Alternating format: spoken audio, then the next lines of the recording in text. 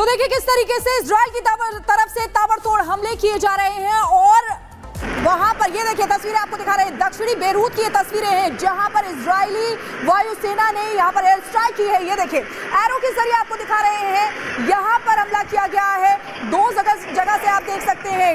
ये नेतन्याहू ने पहले ही कह दिया है कि अगर किसी भी घर में रॉकेट पाया गया तो उस घर को नेस्तनाबूद कर दिया जाएगा, यानी कि चेतावनी नेतन्याहू की तरफ से दी गई है। लेबनान पर आईडीएफ का अटैक हुआ है जिसकी तस्वीरें आपको दिखा रहे हैं। ये हालिया तस्वीर है जहां पर एयर स्ट्राइक किया गया है दक्षिणी बेरूत। और देखिए किस तरीके से लोग भी यहां से पलायन करना शुरू हो गए हैं क्योंकि कई लोगों की मौत की जानकारी भी मिल रही है और कई लोग घायल भी बताए जा रहे हैं। तो ये तस्वीरें आपको दिखा रहे हैं। ये देखिए एक और तस्वीरें आपको दिखाते हैं, यहां पर भी किस तरीके से बमबारी हो रही है। पहले पेजर, वॉकी टॉकी इसका इस्तेमाल किया गया, अलग अलग डिवाइसेस का इस्तेमाल किया गया, यानी कि तकनीकी युद्ध की शुरुआत हो चुकी है। और ये गोल घेरे के जरिए आपको दिखा रहे हैं, इसके जरिए आप अंदाजा लगा सकते हैं कि किस तरीके से वहां पर इजराइल जो है हिजबुल्लाह को छोड़ने के मूड में बिल्कुल नहीं है। हिजबुल्लाह के जितने भी ठिकाने हैं उनको नेस्तनाबूद किया जा रहा है, ध्वस्त किया जा रहा है। तो देखिए एरो के जरिए आपको बता रहे हैं किस तरीके से एयर स्ट्राइक की गई है। इजराइल की वायुसेना की तरफ से ये एयर स्ट्राइक की गई है जहां पर हिजबुल्लाह के ठिकानों को ध्वस्त किया गया है और साथ ही साथ टॉप कमांडर भी इसमें मारा गया है।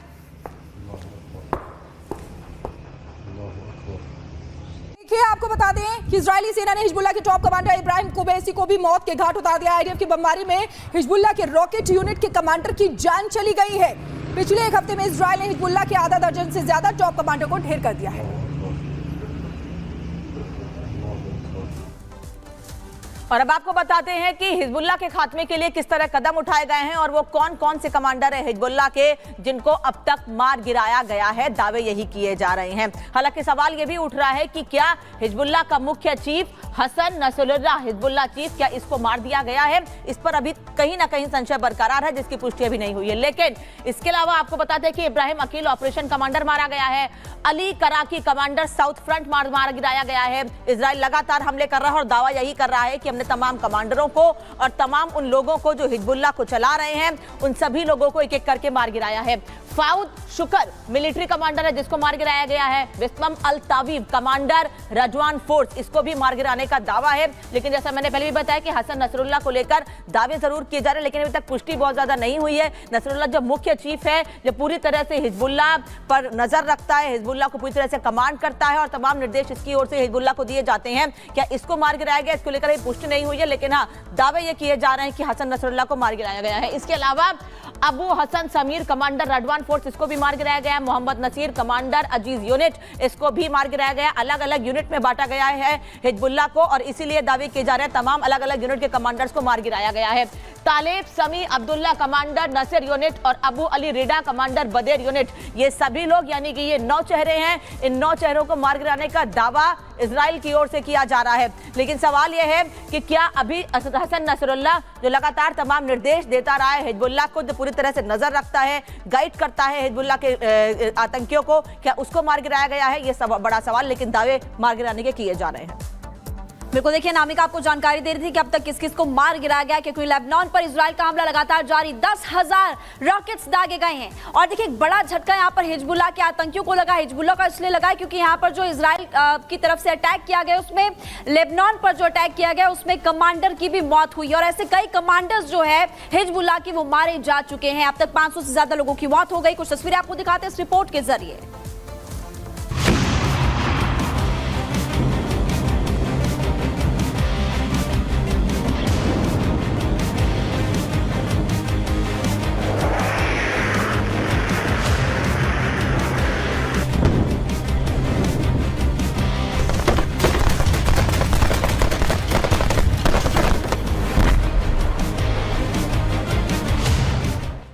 इजरायली समर, हिजबुल्लाह की टूटी कमर।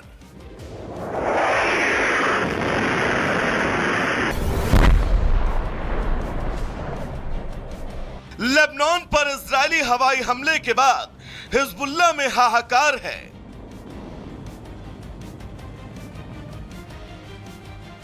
मंगलवार को इजरायल एयरफोर्स ने लेबनान में हिजबुल्लाह के कई बड़े ठिकानों पर हमले किए। जिसमें मिसाइल और रॉकेट फोर्स के कमांडर इब्राहिम मोहम्मद कबीसी मारा गया। इसके साथ ही दाहा के अल रबीबी क्षेत्र में एक इमारत पूरी तरह से नेस्तनाबूद हो गई।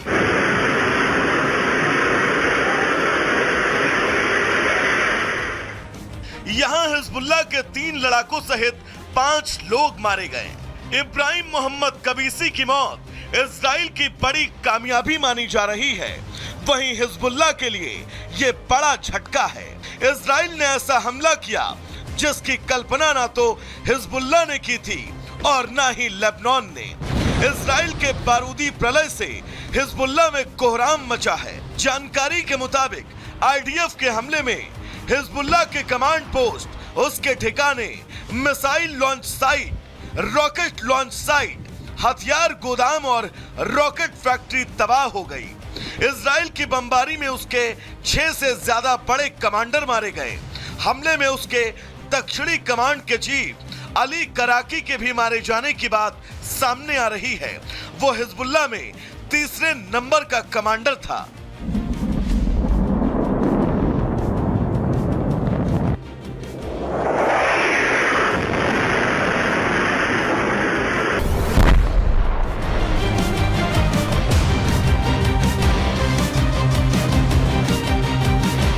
आईडीएफ के मुताबिक उसने बेरूत समेत पूरे लेबनान में 1600 से ज्यादा एयर स्ट्राइक की। हवाई हमलों में 1100 से ज्यादा टारगेट ध्वस्त हो गए। हिजबुल्लाह की 800 से ज्यादा मिसाइल और रॉकेट लॉन्च साइट तहस नहस हो गई। ऑपरेशन नॉर्दर्न एरो चलाकर हिजबुल्लाह के 50% रॉकेट को जला दिया। हमलों में 500 से ज्यादा लोगों की मौत हुई। करीब 1700 लोग घायल हैं।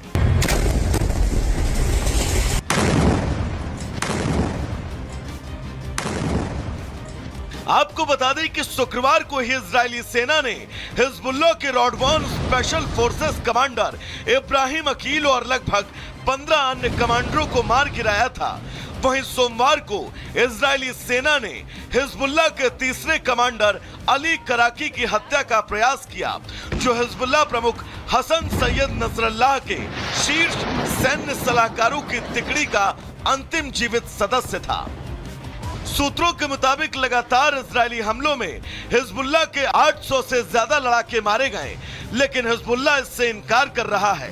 साफ है कि हिजबुल्लाह की कमर पूरी तरह टूट चुकी है। उसके टॉप कमांडर ढेर हो चुके हैं और अब वो जान की दुहाई मांग रहा है। इजराइल को सबक सिखाने की धमकी देने वाला अब खुद की जान बचाने के लिए मुंह छिपाए फिर रहा है।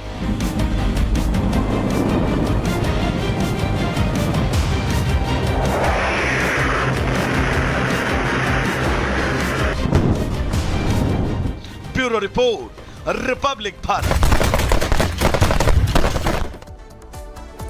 और इजराइल के अटैक के बीच हिजबुल्लाह की तरफ से बड़ा दावा किया जा रहा है। हिजबुल्लाह का कहना है कि इजराइल जो है वो खतरनाक बार कोड वाले पर्चे वहां पर गिरा रहा है, जिसको स्कैन करने के बाद जो संवेदनशील इंफॉर्मेशन है उसको निकाला जा सकता है। और इसीलिए हिजबुल्लाह की तरफ से बेका घाटी में इन पर्चों को उठाने के लिए मना किया गया है। एक रिपोर्ट इसी से जुड़ी आपको दिखाते हैं।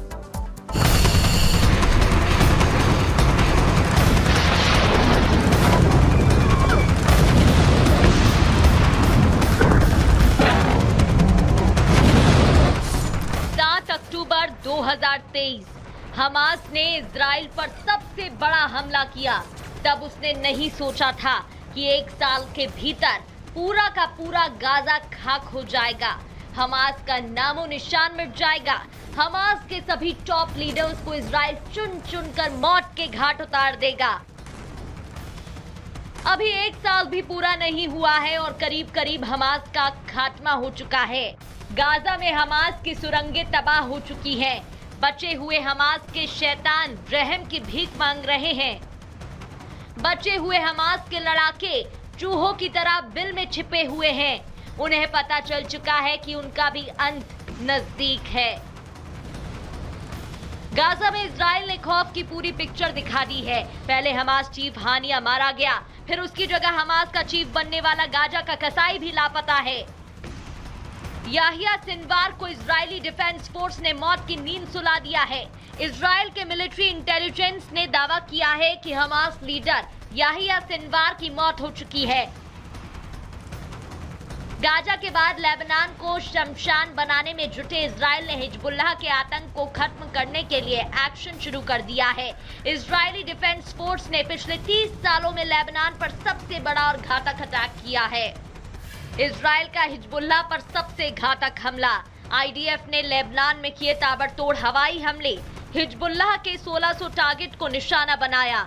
आईडीएफ ने हिजबुल्लाह के ठिकाने निस्तानाबूद कर दिए।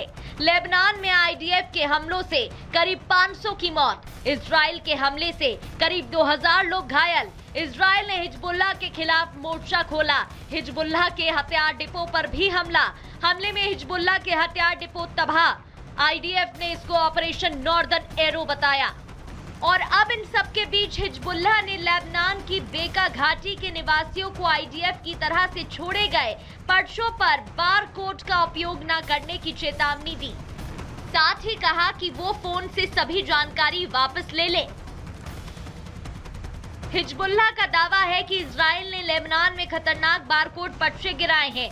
हिजबुल्लाह के अनुसार इन पर्चों में बहुत खतरनाक बारकोड है, जहां उन्हें लेबनान की बेका घाटी में छोड़ा जा रहा है।